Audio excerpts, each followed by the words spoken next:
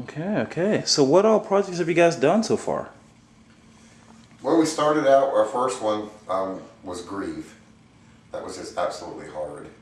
But it was a great learning process for me to learn different aspects of doing it, you know, from the ground up, working with no money and stuff. And after that, we moved into The Heart of the Damned, which was better than Grieve, but still really not where we wanted to be.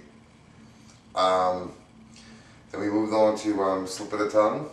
Yeah. And that was a lot of fun to make. We had a bigger cast than we were used to, so it created its own challenges. But it was a lot of fun to make. We met a lot of great people on that set. And then we just finished up with Spare the Rod, which is currently in editing, and we're waiting for that to come out. Hopefully, the end of this month, that'll be done. All right, you guys used to be called Scruffy Ruffian Productions, as people have seen in my last episode. That's what I called you guys. But you guys have changed your name, and I've been asked by a couple of my viewers out there, why did you guys change your name? So why? Well, basically, it came about a week and a half ago. Me and John were just talking, and I said, when we first got started, we didn't really plan on taking it much further than one project. So Scruffy Ruffian Productions, it was funny. It was, you know, we had a little strange cat as a mascot, and we didn't really put much thought into it. But then as time went on, we started getting taken a little seriously. I wanted something to kind of represent what we did, our image, as far as, you know, doing suspense and thriller and stuff like that. And that's where we chose CAISSON Films. I wanted our name to grow up a little bit. And besides, I was really getting tired of being asked, you know, Scruffy what? So I got tired of explaining what the name meant, where we got it. So I figured we'd simplify everything. That's good, that's good. So what future projects do you guys have coming out for us? Our future projects, well, Spare the Rod, like Brian talked about, that will be our last short, but it will be our first project under our new name. In the beginning of next year, we're going to be starting our pre-production of our first feature. We have a couple of other projects in the works that we'll be working with Cindy Krotz with. She'll be, you know, coming on board with us. That's going to be a lot of fun. And lately we've been doing some, you know, videography, I guess you can call it, for different like we just got done shooting a Centurium Cup 2009. It was a cycling race that was held up in Mystic Dunes golf resort. That was a lot of fun. So I think we're going to be doing a lot more stuff like that in the future. Then right now that's about it. All right, that's good, that's good. All right, guys, be on the lookout for these guys, Brian Troxel, Jonah Troxel. It's a good group right here.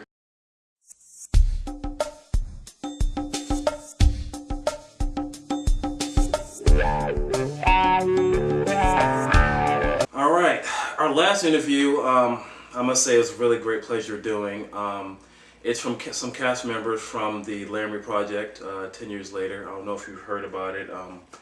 It had a really good turnout. It was a really, really great play that was shown all across the U.S. It's about, you know, about the death of Matthew Shepard to a hate crime, and it showing what happened. A film came out before, I think it was on HBO for it, and they did a play showing 10 years later and seeing if anything has changed. This was a really, really good interview, and I'm just going to go ahead and show that to you with some cast members from the Lamry Project 10 years later.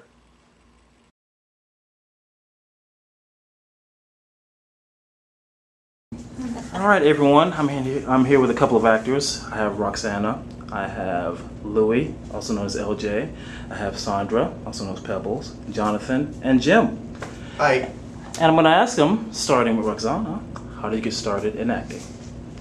Well, it is a bit of a long story, but I'll make it short for you. As a child, I always wanted to be in movies and also in the theater. And I did try as a young person, but just as a hobby, not as a real career. I then went into architecture, and for the past 20 years that's what I had been doing, but recently that has slowed down, and I went back to wanting to do theater and also filming and TV. So I've so far been able to do a little bit of, you know, theater and filming, and I'm excited about it. I think it's a lot of fun. My mom used to say, LJ, you're a character. And from there, I love being characters. I just like to change myself into different people and act. And in grammar school, I did a few plays, and from there into high school, I took acting classes, which I paid for myself. And I did that for about 2 years. This was in New York City. And I just always had a passion for this. I have a love and enjoyment of this. So I continue to today here in Orlando, and I just absolutely love it. You can also call me. My phone number is 914-548-1890, and you can email me at ljgrillo57@aol.com. I would enjoy hearing from any one of you. I need money in the pocket. Thank you. Hi, well, I didn't grow up always wanting to do acting as I'm doing at the moment, but I really find it's very, very enjoyable. And I did my first live theater with these folks here about 3 or 4 weeks ago, and I'm glad that we made history. And what was that called? Laramie 10, and it was based on a true story. But I want to continue doing acting and theater, so I am available. And my phone number is 870-404-2419. Thanks. Well, for me, I started when I was 7 years old. I used to watch cartoons all the time, and I liked all the characters' personalities, how they were, and I really wanted to learn that from them because it really brought happiness in my life. After years, back in high school, there was a play called South Pacific that I got to do as a sailor, and that was my actual first part as on acting. After I did it, I knew in my heart that acting was for me. It was always in my blood, no doubt about it. And I've been doing it ever since. After 2 years of acting classes, I've been doing also short films and a couple of feature films along the way, and meeting great people at the same time.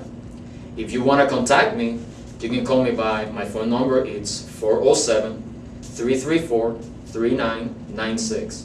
And you can also email me on jvega390@hotmail.com. You can also find me on talent6.com by my name, Jonathan Vega, or John, Jon Vega. Thank you. That was fancy. I just did too many drugs in the 70s. I have no idea why I'm doing this at all. No, that's not true. I started when I was a little kid.